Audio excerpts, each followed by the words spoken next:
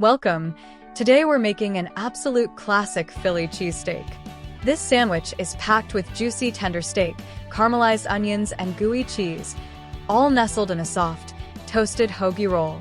We're going to break down each step and give you all the tips to make this homemade version just as good as the real thing. So, grab your ingredients and let's get cooking. Alright, let's get started on our Philly cheesesteak. First, we'll need about a pound of ribeye steak, thinly sliced against the grain. It's key to slice it really thin for that tender bite. You'll also need 4 soft hoagie rolls. We need 2 tablespoons of vegetable oil or butter to cook everything in. For flavor, grab 1 medium onion and slice it thin, and if you like, a bell pepper to add some sweetness. We'll also use about 8 ounces of provolone cheese, or for the classic touch, Cheez Whiz.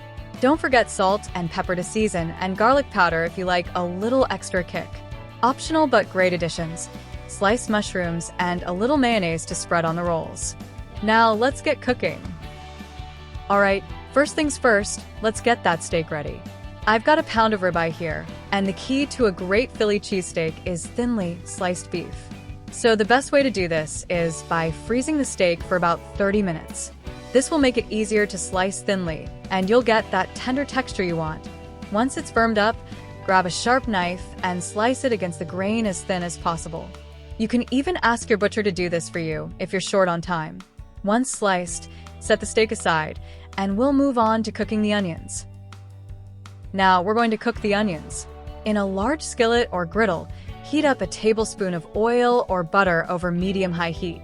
Add your thinly sliced onion and let it sauté for about 5 to 7 minutes, stirring occasionally. You want them to soften and caramelize slightly. This adds a sweet, rich flavor to the sandwich. If you like, you can also add a bell pepper for extra sweetness and crunch. Just slice it thinly and toss it in with the onions. Once they're nicely golden, remove them from the skillet and set them aside. We're going to use the same pan for the steak, so don't worry about cleaning it. Alright, it's time to cook that steak. In the same skillet, add another tablespoon of oil or butter. Let it heat up, and then add the thinly sliced steak. Spread it out in an even layer. You want to let it sear for about 1 to 2 minutes on one side before flipping it so it gets that nice browning. After flipping, season it with salt, pepper, and a little garlic powder if you want to add some extra flavor. Stir the steak around to break it up and cook for another 1 to 2 minutes. If you're adding mushrooms, now's the time. Just toss in the thinly sliced mushrooms and cook them for about 3 to 4 minutes until they're tender.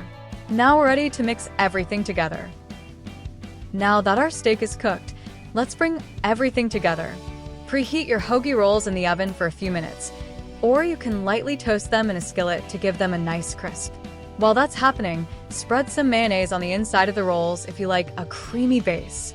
Now take the cooked steak and onions and pile them into the rolls. You want a generous portion in each one. Next, it's time for the cheese. I've got provolone here, but if you prefer the classic Philly style, you can use Cheez Whiz. Just place 2 slices of provolone on top, or drizzle the Cheez Whiz over the meat. Let's make sure that cheese melts perfectly. We're going to melt that cheese. If you're using provolone, cover the skillet with a lid for about 1 to 2 minutes to help it melt. Alternatively, you can pop the sandwich under the broiler for just a few seconds. Watch it closely so the cheese melts and the rolls get golden, but don't burn. Once the cheese is all gooey and melted, your Philly cheesesteak is ready to go. Serve it hot, straight from the skillet to the plate, and enjoy the savory, cheesy goodness of your homemade sandwich. Delicious! Alright, a couple of tips to make sure your Philly cheesesteak comes out perfect. First, the steak. Remember, thin slicing is crucial. The thinner you slice it, the more tender it'll be. You can freeze your ribeye for about 30 minutes to make it easier to cut. A sharp knife or a meat slicer works best here. If you're not sure about slicing, don't hesitate to ask your butcher to do it for you. When it comes to the cheese, provolone is the traditional choice, but if you want to go classic Philly, you can use Cheez Whiz. It melts beautifully and gives you that signature gooey texture. Provolone takes a bit longer to melt, so make sure you cover the skillet to help it along. And don't forget the rolls. Toasting them just adds a nice crunch and helps prevent them from getting soggy. You can also spread a little mayo on the inside for some creamy richness. Optional, but it really takes it up a notch.